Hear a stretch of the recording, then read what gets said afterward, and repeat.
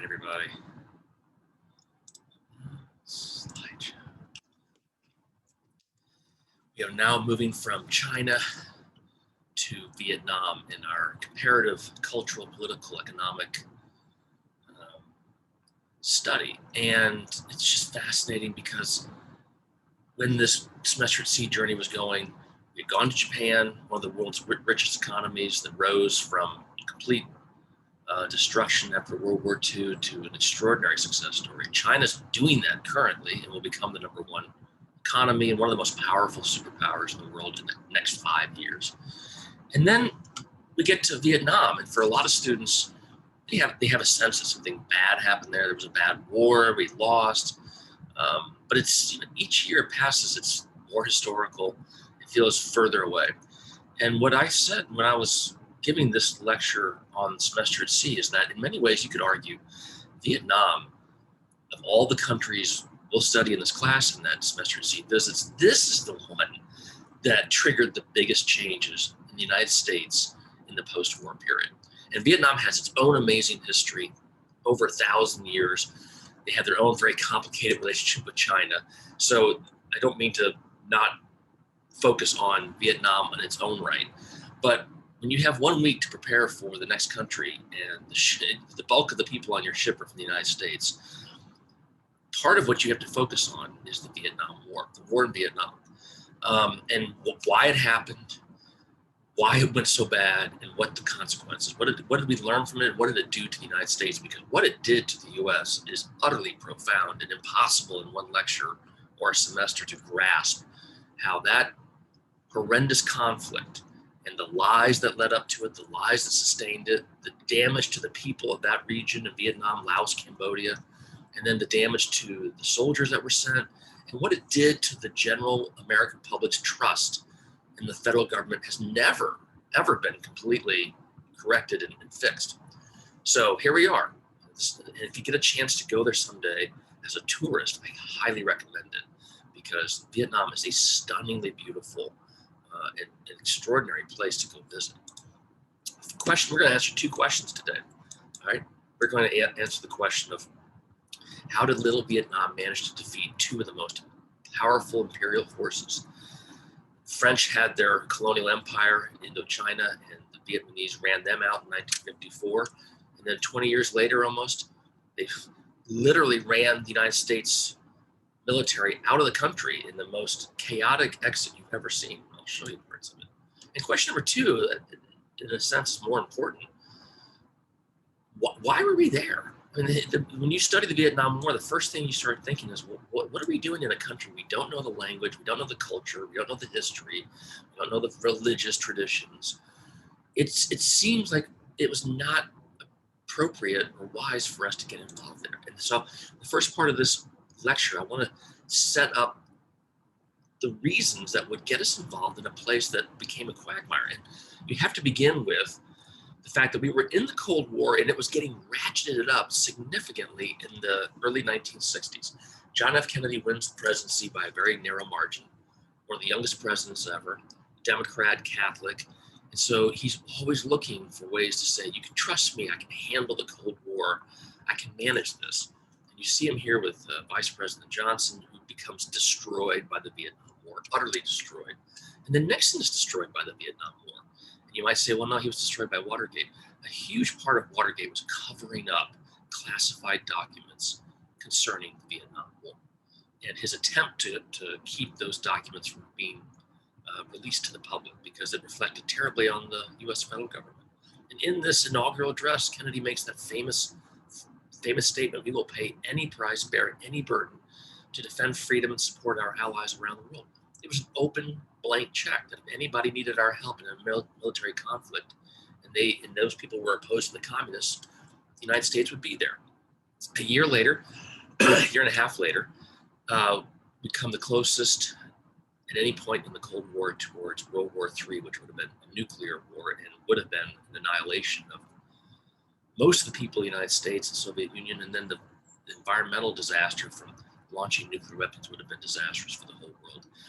And if you study the Cuban Missile Crisis, the scary thing was they didn't have real-time communication down to the military on the front lines in the Caribbean around Cuba. So the Soviets were relaying messages to submarine commanders who had the authority to respond with nuclear weapons if they thought they were under attack. And you had people in the U.S. military who were looking to go to war. General LeMay of the Air Force, you can look him up.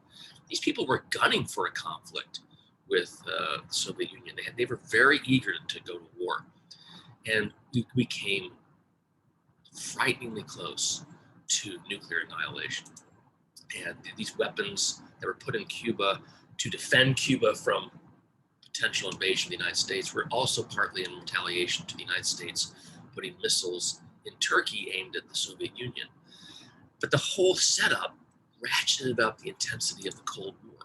And there were moments there where the United States was dropping not weapons that would destroy submarines, but very loud depth charges that would just explode and make a lot of noise. But the people in the submarine didn't know that. And there's an incident, this is the submarine commander who overrode his submarine commander's desire to launch a nuclear torpedo. And he at the end said, don't do that, and prevented that from happening. Had that happened, the United States would have retaliated, and then the Soviet Union would have retaliated. And the escalation of the retaliation would have wiped out the bulk of the population. I mean, if you study this incident in history, you sense in everybody involved just how terrified they were that what would happen is it would be a mistake. Somebody on the front lines would accidentally release a nuclear weapon or engage in conflict, and then the other side would feel like they had to retaliate, and it was a terrifying moment. So now the Cold War is ratcheting up and up, and then a year after that, President Kennedy is assassinated in Dallas, Texas, in horrific fashion, absolutely horrific fashion. And the assumption is that the Soviets had to be involved. So now the war's gone to a new level of intensity, and Johnson takes over. And at this point, anybody who's involved in U.S. leadership feels like they have to respond to any Soviet threat anywhere in the world. It's called the domino theory, that if you don't stop it in Cuba, it's going to be in Florida. If you don't stop it in Vietnam, it'll be in Hawaii. If you don't push back everywhere around the globe, this communism will will metastasize. So this sets up the inexorable inertia, the momentum to send more and more advisors, and then the troops to help the advisors in Vietnam, because there's a conflict in Vietnam, a civil war between forces in the north that are communist and Vietnamese in the south that are anti-communist. And at first we're just sending advisors, but then advisors aren't quite sufficient, so we have to send some troops, and then some of those troops are killed, so you can't let them die in vain, so you got to send more troops. And if you could just send a few more troops, you could actually win this thing. And the reality was Johnson probably knew all along that it wasn't really a winnable war, and yet you can't say that. You can't send troops over, declare war, and then say to the people, it's actually not a winnable war. That's not tenable. At the same time, if he didn't send troops, his thinking was he'd be impeached. People would say he's not up to the conflict. The Pentagon Papers is this massive series of studies about how the U.S. got into Vietnam and what the problems were and the motivations. It was a very honest assessment of our U.S. involvement in Vietnam, but it was classified.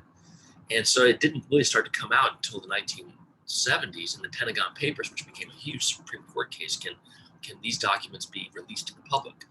But even as early as 1965, it was very clear to those who were making the decisions that the main reason wasn't to defend American principles or freedom or democracy. 70% of the reason we were in Vietnam was to avoid a humiliating U.S. defeat. It was basically just pride. We didn't want to lose. We were already kind of there. We were trying to uphold an American freedom democracy model, and we couldn't let it be defeated. So we weren't doing it for any huge noble reasons. It was just to our reputation. And then the Vietnam War was just devastating for the troops that were there because it wasn't a traditional war. They didn't take ground and move towards the capital, and they could secure their lines. There were no lines, and there was no holding ground in Vietnam. There was just killing people. It wasn't a traditional war that you knew you were making any progress. So they just told the soldiers, just kill as many North Vietnamese soldiers as you can, and then we'll be winning. But these soldiers, by and large, were 18, 19, 20, 21-year-old young adults. Many of them had never left the country. They didn't know what the heck they were doing. And they couldn't distinguish a North Vietnamese communist soldier from anybody else. And they started killing lots of civilians.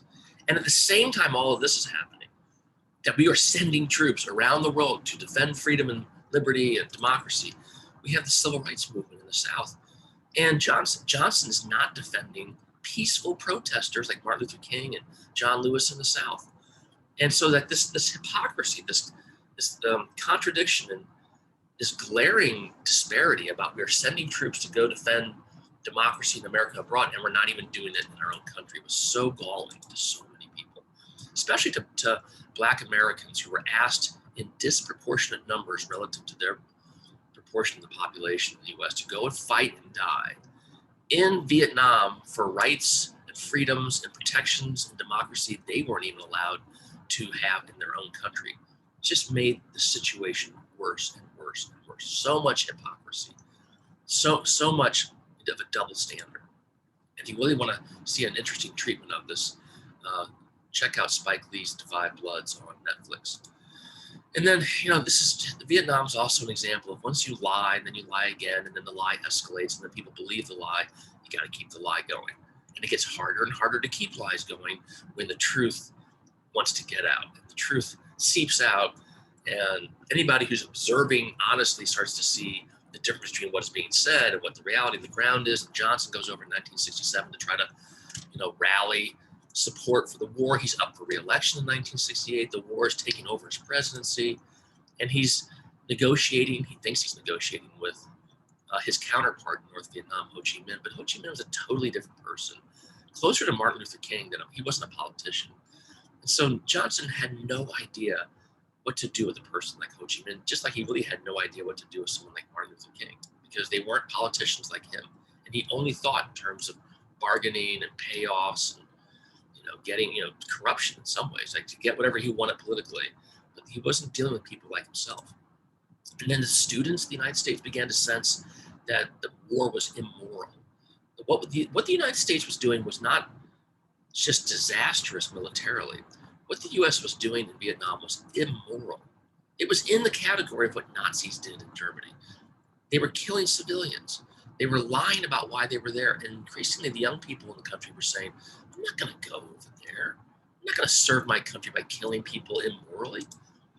And they burned their draft cards, and they left the country, and it was an excruciating time for them vis-a-vis their older generation, their parents and grandparents.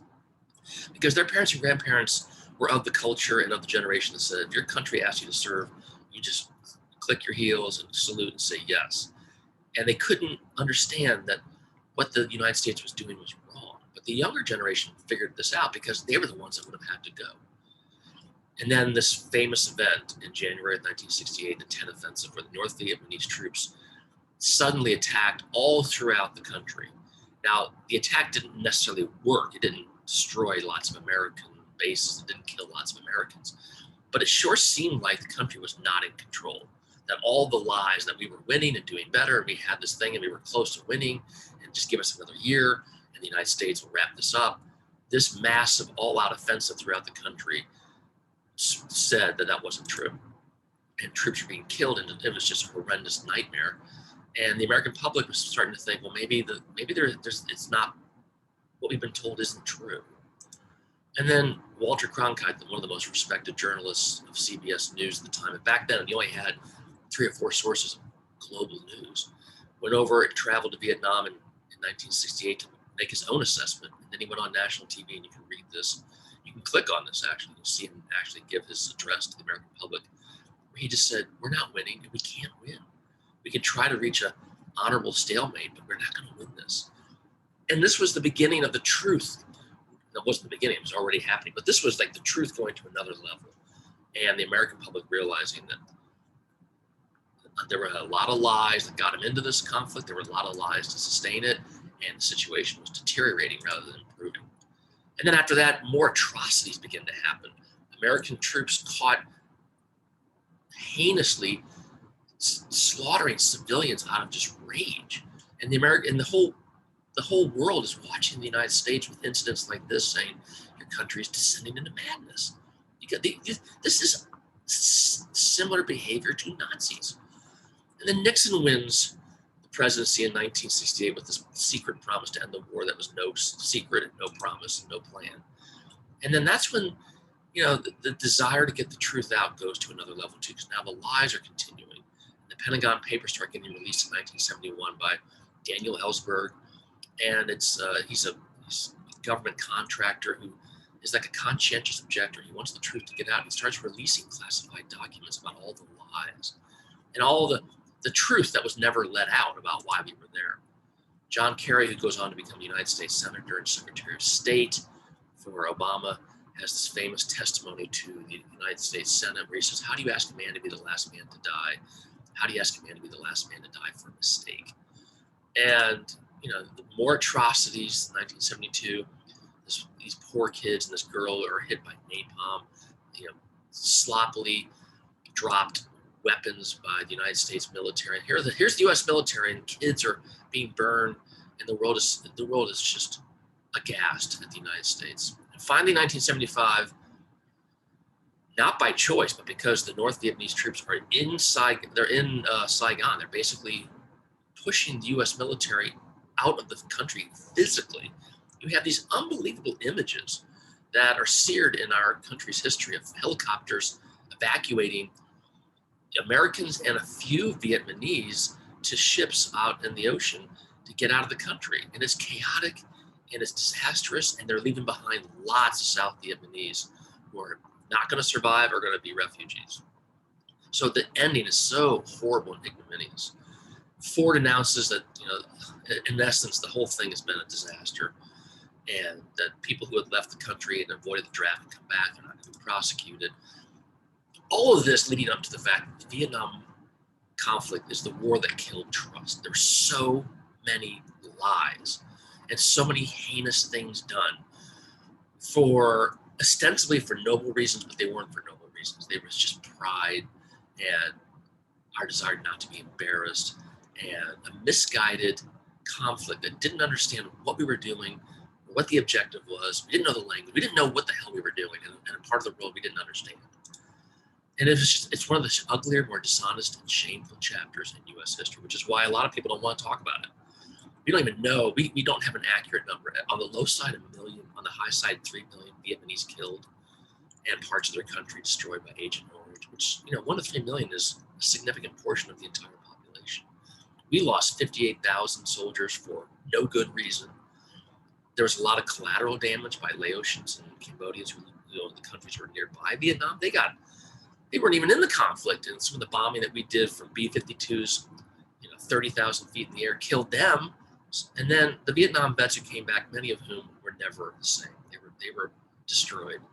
So, and then the movies came out documenting not just how horrible the war was, but how horrible the United States was in the way we conducted the war, justified the war, explained the war. Everything about it was horrible. And there's really nothing good that came out of it. And these are all the films that just documented in different ways what had happened to the United States of America, how off the rails we had gone in this Cold War effort to hold communism back and maintain American hegemony in parts of the world, but at such a horrendous cost. If you get a chance to watch the Vietnam War, I don't know when you would, it's a long series, but it documents all of this. And it's, you get a chance to go to the Vietnam Memorial in DC, you see the names of the 58,000 Americans who were killed, and all the lives and families associated with those names that were shattered because of an unjust war, an immoral war done with lies, and the damage that all of that caused. So we need to learn from this. And in fact, if there is any silver lining at all, is that the U.S. military did learn from this. And in the federal government, the national leaders were forced to reckon with the legacy of Vietnam and to have that inform future military decisions. We'll talk more about that in our next class. Okay, take care.